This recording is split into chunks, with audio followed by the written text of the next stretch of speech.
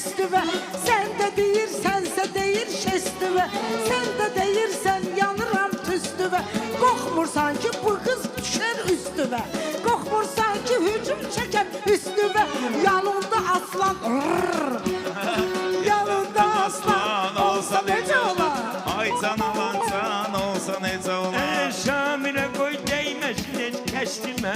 Nə var bugün dayanmısan qəstimə? Bu hələ xanımdır ki cumur üstümə. Gör hələ oğlan olsa necə olar?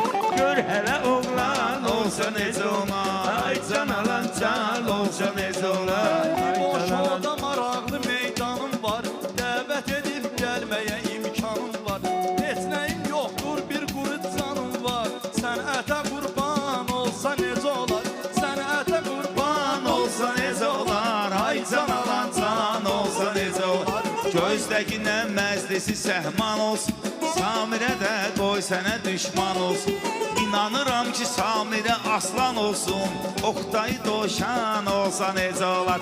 Oqtay Dovşan olsa necə olar?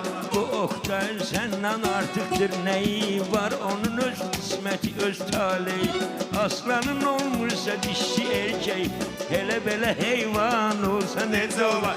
Yırtıcı heyvan olsa necə olar? Ay can alan can olsa necə olar? Ay can alan can olsa necə olar?